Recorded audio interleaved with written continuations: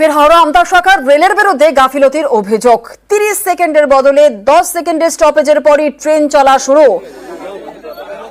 হাওড়া আমতা শাখার রেলের বিরুদ্ধে গাফিলতির অভিযোগ। 30 সেকেন্ডের বদলে 10 সেকেন্ডের স্টপেজের পরই ট্রেন চলা শুরু। আর ট্রেন থেকে নামতে গিয়ে পড়ে যান যাত্রীরা।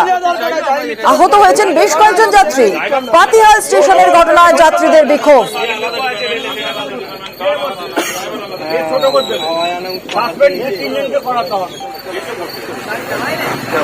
হাওড়া আমতা শাখার রেলের বিরুদ্ধে গাফিলতির অভিযোগ, ঠিক কি ঘটনা ঘটেছিল জানবো। আমাদের সঙ্গে রয়েছেন আমাদের প্রতিনিধি দেবাশিস চক্রবর্তী। দেবাশিস, রেলের বিরুদ্ধে গাফিলতির অভিযোগ হচ্ছে, ঠিক কি ঘটেছিল? দেখো, গতকাল ঠিক এই সময়তেই কিন্তু আমরা একটা খবর দেখিয়েছিলাম যে হাওড়া আমতা যে শাখার যে ট্রেন চলাচল, সেখানে গাফিলতির জেরে, রেলের গাফিলতির জেরে এক আহত ব্যক্তির মৃত্যু হয়েছিল। ঠিক 24 ঘন্টা কাটতে না কাটতে আরো একটি সমস্যা। ট্রেনটি যখন হাওড়া থেকে আমতা যাচ্ছিল, সেই সময় পাতিহাল স্টেশনে, যেখানে 30 সেকেন্ড দাঁড়ানোর কথা, হঠাৎ করে যখন যাত্রীরা, বহু সংখ্যক যাত্রী তারা বাড়ি ফিরছিলেন, সেই সময় হঠাৎ করে 10 সেকেন্ড পর ট্রেনটা চলতে শুরু করে এবং হুড়মুড়িয়ে নামতে গিয়ে কেউ রেল লাইনে, কেউ প্ল্যাটফর্মে, বহু মানুষ তারা উল্টে পড়ে যায় এবং গুরুতর আহত হয় 10 থেকে 15 জন, যাদের মধ্যে মহিলারাও ছিল। এরপরেই কিন্তু যাত্রীরা বিক্ষোভ করে।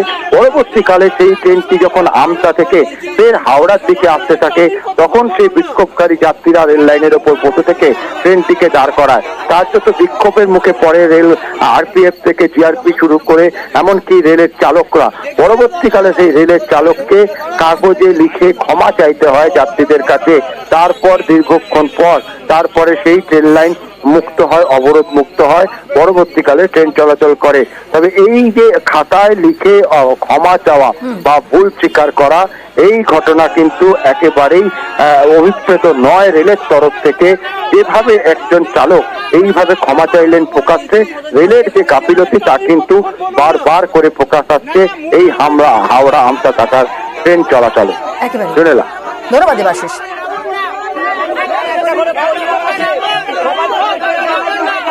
ও মদ খেয়ে পুরো